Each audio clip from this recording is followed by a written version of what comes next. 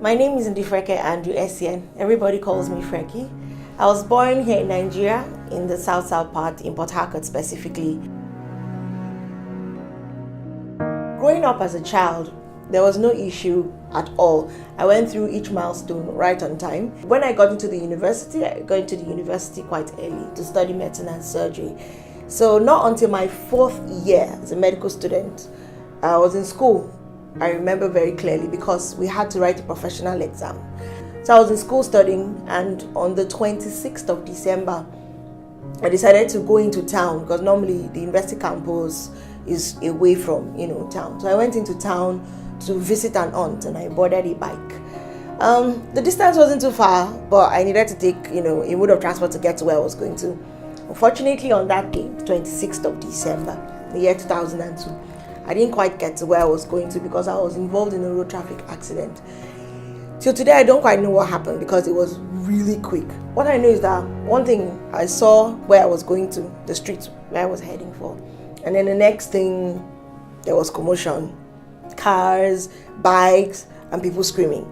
And then I was on the floor. Very conscious, but first thing that came to my mind was, where are my legs? And then immediately I just heard my name because the general area, students stayed, I knew people, so I just heard, it's Freki. And then I now tried to look around, and then the next experience was this very sharp shearing pain in my back. So there was me trying to figure out what was happening. A car was about coming to cross that one, entered into the gutter, just a lot of commotion. Got into the car or the van that stopped, and hospitals were on strike. So I couldn't go to the teaching hospital. Luckily, I was a medical student then. So we went to the medical center where I was doing my rotation at that time. So I called for my consultant to come. So when he tried to come, it was December, so people were really not available. So at that same time, my sister called me. My sister was in Ghana, and she called. And then I told her, I was in an accident. And she's like, what's happening? I was like, I don't even know. I'm in pain. And all that. So through her, she was able to reach my parents who were out of coverage completely. I was in the hospital from that time. From that December 26th, transferred from Calabar, because I was in the University of Calabar, to Port Harcourt, from Port Harcourt to here in Lagos. And for the period of time, I was bedridden because I couldn't sit, I couldn't do anything. So I was on my back flat completely, and I could only really move my head. I was in that position here in Lagos till the next year, while we're looking for doing series of tests, CT scans and all that. And I still remember the doctor saying, the best thing we can do is let you go out because you need surgery. I don't want to try it here. So we began to look for how to get me out of the country. We found a place in Israel, and it cost then about 7 million naira for starters. So we had to raise the money, and then on a stretcher, still remember, I was flown out. Immediately I got to the hospital in Tel Aviv, after the series of tests, the doctor came and said, where have you been? And I told him I've been in the hospital. I was not understanding what he was saying. He was like, because they speak Hebrew, so he was in his English, he was trying to say, but this is an emergency, you have it, they rush you to the hospital. I told him, I hear what you're saying, I understand what you're saying, but things don't quite work like that in my country. Because he didn't understand where I had been from that December up until that February, March time that I came to the hospital. Anyway, I had surgery, lasted for a very long time, 7 hours. And then the process of trying to get back to life started because I had to learn to sit and I had to learn a lot of things again. I came back to Nigeria later that year of 2003. I was told that I would be able to get some kind of rehabilitation, but that was not very true. There was no information anywhere. There still isn't much information because to sustain a burst fracture, that's spinal cord injury at T9, it's a life-changing experience, and there was no information. So I had 2 options: give up, stay in the house, and wallow in the fact that I tried at life and things didn't happen, or take it up as a challenge and make something out of it. And I took option B. So I began to do research on the internet, join forums, to get information on how I could get, rehabilitate myself and get back into society. It took a very long time, but somehow, step by step, still ongoing even till today. Today, following from all of that has happened, a lot has changed, a lot has happened since then. But the things I've learned, I've been able to reach out to other people to be able to help them through the process that they go through. But going to school and studying physiology, the academics, was not really enough for me, because there's a passion that I have, and that is reaching out to other people.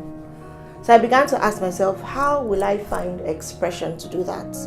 Because the academic environment is fine, but I need to be able to find expression, to be able to reach out and do more, even beyond just telling my story, even beyond just seeking out persons with disability and guiding. And that began my exposure to volunteering. I had a stint with it while I was in school, but a friend approached me, one of my role models, and she said, I think you should start volunteering. And I remember filling the volunteer form for an international organization. And then I began to volunteer. I started working with persons living with HIV and AIDS, vulnerable children. For me, it was really great exposure to be able to find myself in that environment where I could interact with people and see how information, lifestyle changes could impact greatly upon their lives.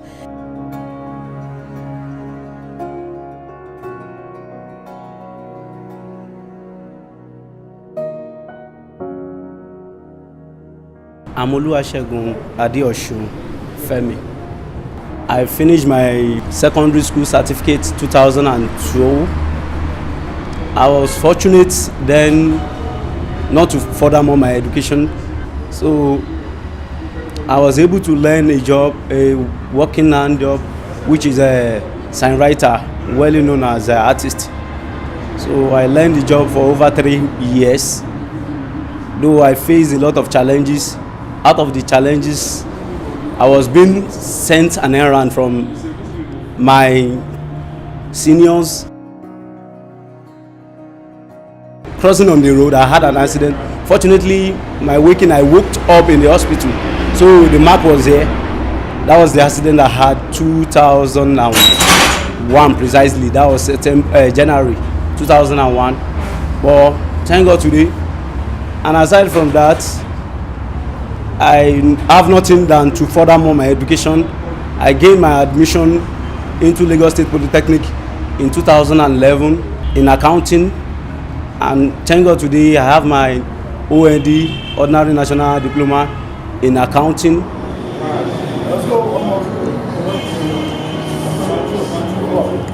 My happy moment was when I won gold medal in Eco 18 National Sport Festival 2012 in powerlifting games.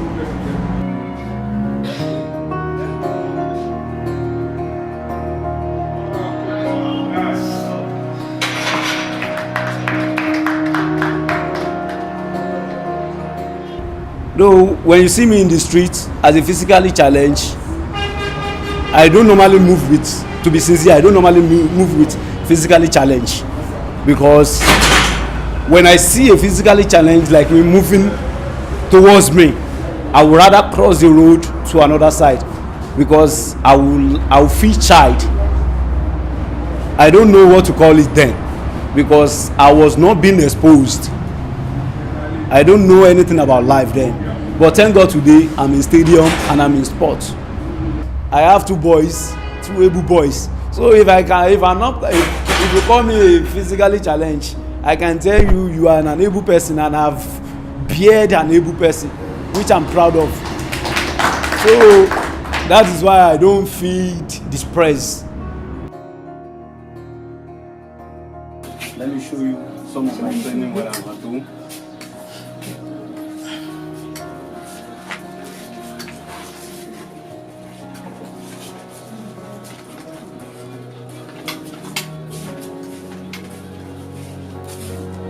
Brother to me, is also an helper to me, and he's an artist also. So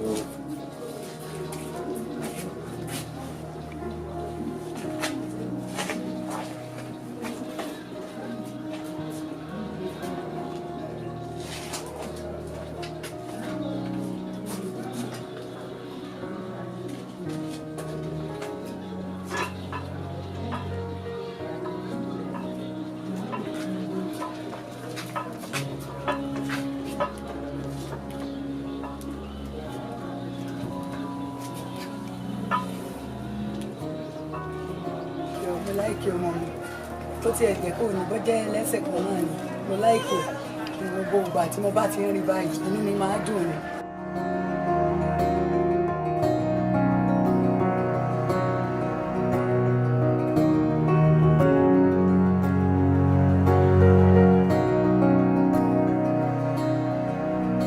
My name is Mukulala Oyewale. I'm a graduate of University of Lagos. I studied computer sciences. Growing up was quite normal at home, but in school it was not too bad either. Just that, as in sometimes when you get to a new place or a new class, some students will stare at you, and I may feel uncomfortable sometimes, but sometimes I just bone it as if I don't know they are trying, as in they are staring at me. But at other times I look at them in the face, look in the eyes, to know that I know you are looking at me, so just take your eyes off or something.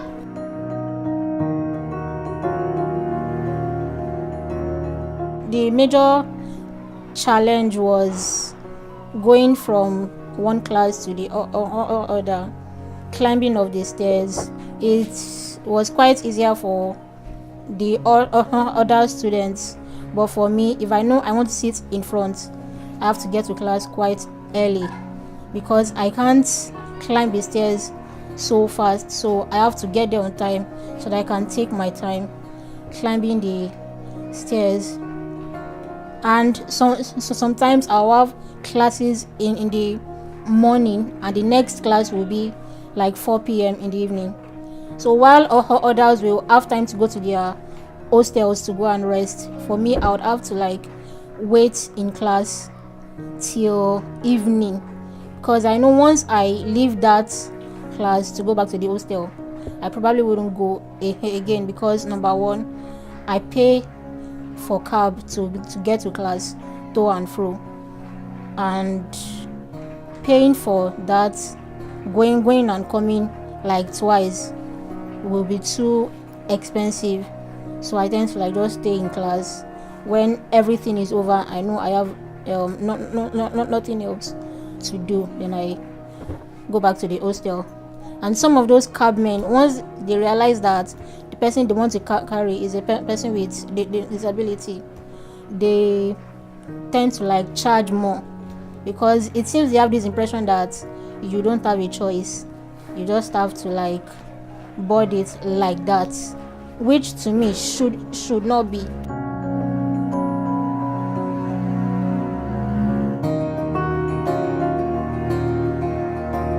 My name is Akintade Oluwadamilola Emmanuel. I was born here in Lagos State, Shomolu local government, where I am now. I was born of the family of 4. I'm the second born, the first son, and of the late Mr. and Mrs. Akintade. I did my education, primary education, within this environment as well. That is Lansing and Brother School, like 3 streets from here. And my secondary education was at Igbobi College, Yaba.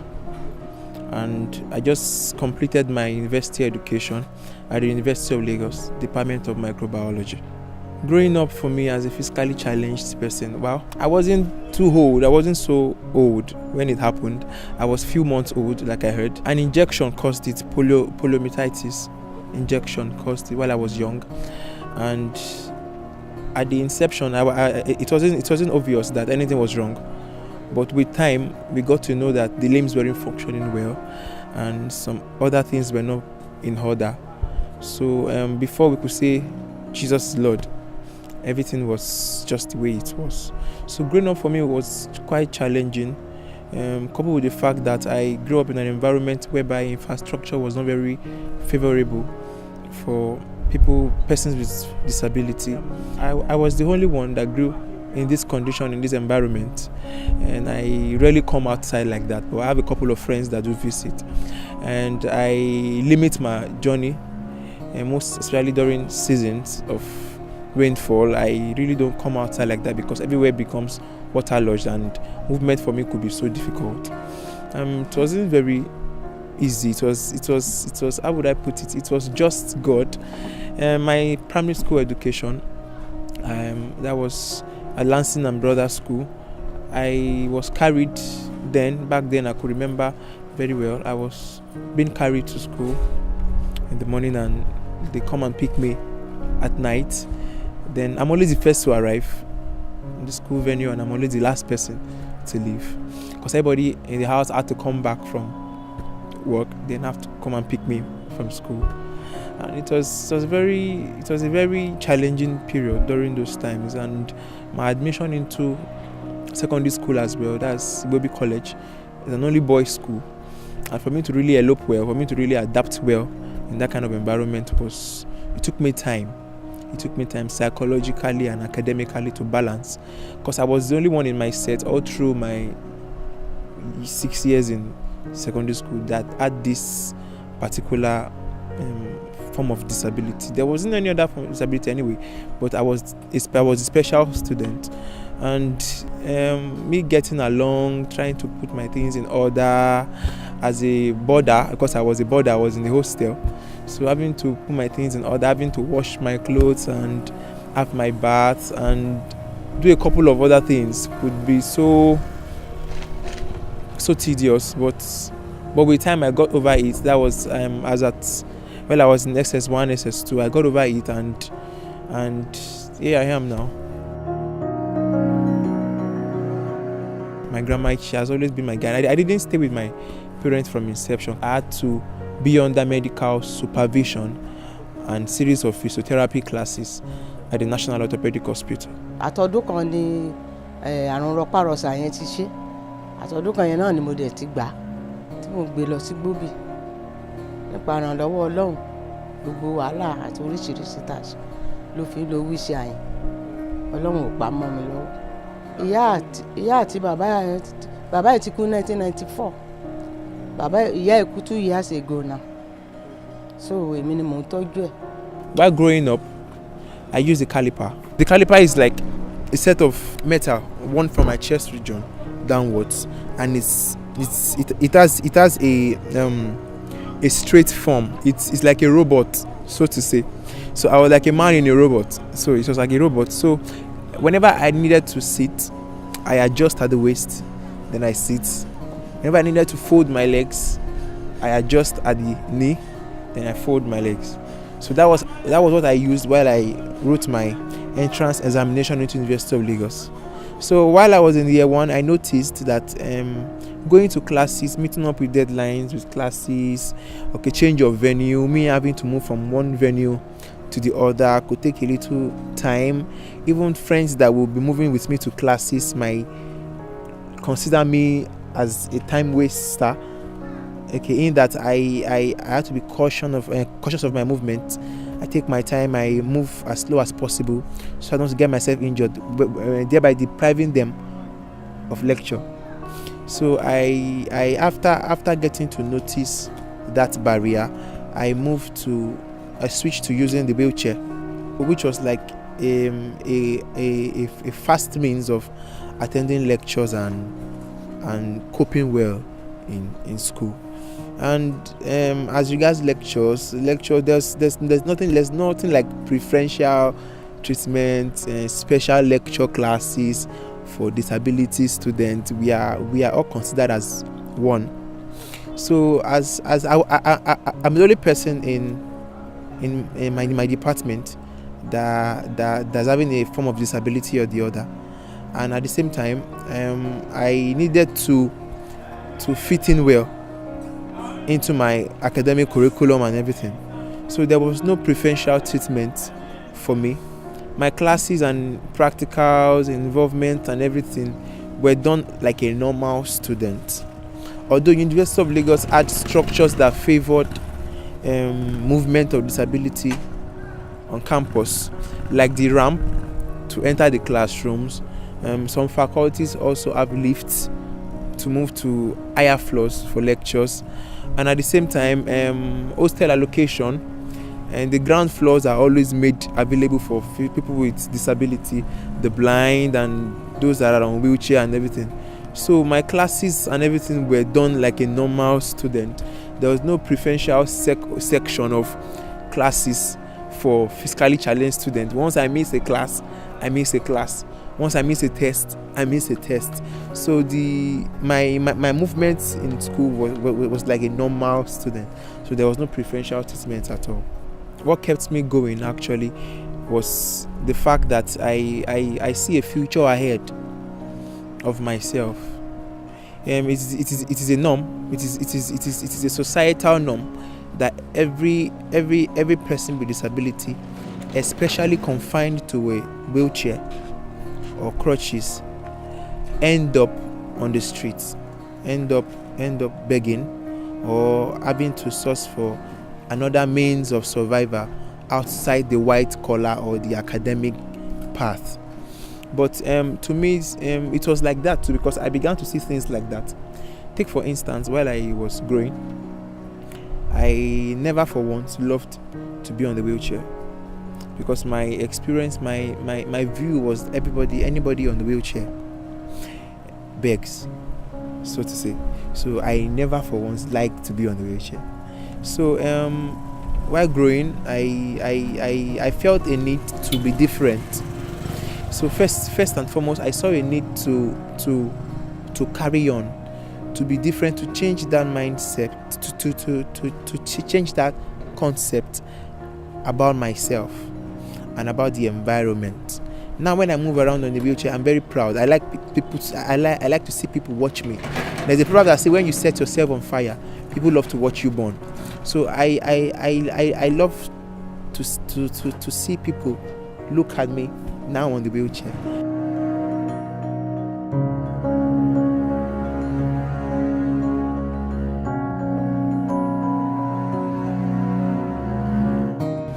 My name is Ngozi Upayokoro. I'm currently a youth corper with Ajayi Crowder Memorial Secondary School. I'm serving as a junior counselor. I'm a graduate of the University of Lagos Department of Sociology. Growing up for me was really good until about 10. When I was 10, when I lost my sight due to meningitis. When I had that illness, it was like the whole world was going to be over. The whole world was coming to an end. I told my dad I wanted to go back to school, and he opposed it. Then I promised him that after 1 week, if I cannot cope for that 1 week, then I'll return home, and whatever he wants to do with me, we'll have it. So I went back to school. After 1 week, obviously it was not going to be possible. I couldn't see the board. I couldn't recognize my friends. In fact, I lost all my friends. I was mistaking one person for the other. After 1 week, my principal called me to ask if I was coping. I told him sure I was coping, and it just take a long time for me to just adjust to the whole system. So with that and that, I scaled through secondary school, and it was just 1 week I asked for my father, and yet got to the stage of writing the JAM exam. So when it got to JAM exam, I wanted to get the JAM form, and they said, okay, she has to register as a blind student. And most of my daughter is not blind, she can see, she can move around, but really I could not read print like every sighted person could do.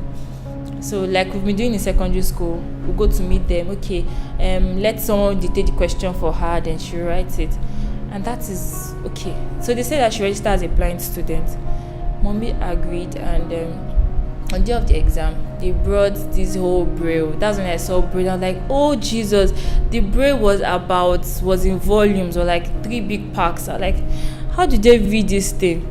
But that was my exam question. So I ended up not doing the exams that year.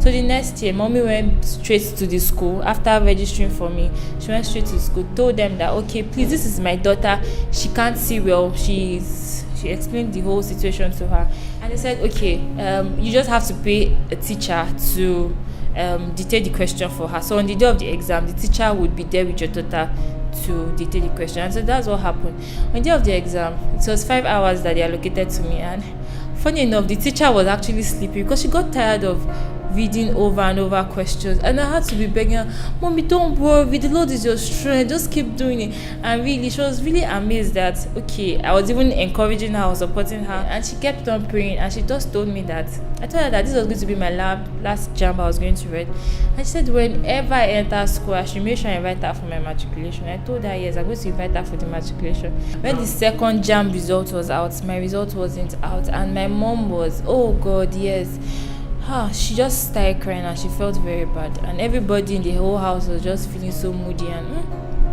And those that were having in mind that maybe she's blind, why do you even waste money on her writing a JAMB exam for her? Okay, so with the faith I had then, I simply just went to the room, and there's a ritual I do, and that's how I got the title of my book, The Needle's Eye. There's a ritual I do. I just try to do anything, and something that really feels impossible to achieve, and when it's being done, then I know, yes, whatever challenges or whatever situation I'm being faced with that day has been overcome. So before then, or before that particular incident, it was very hard for me to thread the needle, and really that was the faith ritual for that day. Something just told me to just look for a needle and try threading it, and unfortunately for me, it was a very tiny needle I saw that day, and oh God, no, how do I want to thread this needle? Then I just said to myself in that dark room then that day that if only I can thread this tiny rusted needle, I will not only be an undergraduate at University of Lagos. Obviously my results would have been out, then I'll be a graduate at University of Lagos and achieve whatever I want to achieve in life. Then I started the struggle to thread this tiny needle. It was so difficult for me. I slept off, I woke up, I was still threading the needle, and it was as if the whole night was not going to come to an end. I kept on threading until I had this joy within me, and the needle was threaded. And I ran to the parlor, "Mommy, I'm an undergraduate at University of Lagos." And she just looked at me and okay. I showed her the needle. I said, "Okay, no problem. If that's what you believe in, then it's going to work." 2 days later, the result came out, and I saw my name. And okay, before then, I was born on the 2nd of April. Yes, so I had University of Lagos for persons with disability, or visually impaired persons. You can just get 200 and above, then you'll be admitted if you have the necessary documents. What I kept on praying for was to have a score of 222. After the test of faith, I tried, and okay, when my result came out, and luckily for me, it was 222 I had, and okay. And people were like, "I told you, yes, you're brilliant." I said, "Oh, please." I walked towards it. I had this whole test of faith before this could be achieved, and that's how I entered the University of Lagos. It was a different ball game for me. When I got to the University of Lagos, I knew nothing about being visually impaired. I knew nothing about being blind. I felt being blind was just when someone is born blind. That's the only way they can get blind. And me, I just felt, okay, maybe I'm not seeing so well and I need glasses or something. In the University of Lagos, it was, let me say, it was very difficult coping in university, because one, nobody would believe that I'm visually impaired because I move around, and okay, the only time they knew was during our first semester exams. I've been coping, and okay, to even read was even a problem. I didn't talk about my secondary school, how I read. My mother was always there for me to read for me, and it sounding very funny. My mother had to take her time. In the night, we read at night, then she reads, and she brings out acronyms for me to be able to read very well, to understand very well. So when people are reading in school, I'll do my own reading at home at night with my mother. But as time went on, I got friends who were very helpful, and we read together and studied together. Okay, so now in the university, there was no time for my mother to always come and read my notes for me. I know university books and handouts are always very lengthy, so I'm always going to ask my friend, "Please, let's read together." And she's like, "Why can't you read? Why are you a lazy student?" I'm like, "My glasses is broken, I can't see very well, just read together." So I kept on begging people, and they were not always listening to me. So I made up my mind that I was going to take my book like that. Even if I can't read it, I'll just pray that God should just put the knowledge inside my head like that. So it was one day I went to the faculty. I took all my books, I was just glancing through them, and really I could not see anything to read. And I saw some girls that were in the faculty, they were just gisting plain. I'm like, God, and these girls can't see, but they can't read. they don't have the time to read. Okay, the whole problem happened was when my first semester exam, when it was time for exam, and then normally partially for blind and visually impaired students in University of Lagos, you go with a helper. And since I was still new to the whole blind world in University of Lagos, I didn't know any information about that. But I took a guy that was like my friend then, and he was the class rep for the year 2 sociology department where I belonged. So when we got to the hall, and after the protocols from the entrance of the hall, when we were seated, they said, no, sorry, he can't dictate the question for you. This guy is going to teach you. And right there and there, they drove this guy out of the hall. I felt destabilized. And we had 3 papers that day. I was not even interested in anything. Just for me to just write my name, attendance, and just get out. Then it was this kind of hall. Anybody listening to this video now, if you know the DLI hall in University of Lagos, it's like a stadium and everybody's looking at you because we're in front. And that's how they drove this guy away. I just cried. And everybody was just talking about me.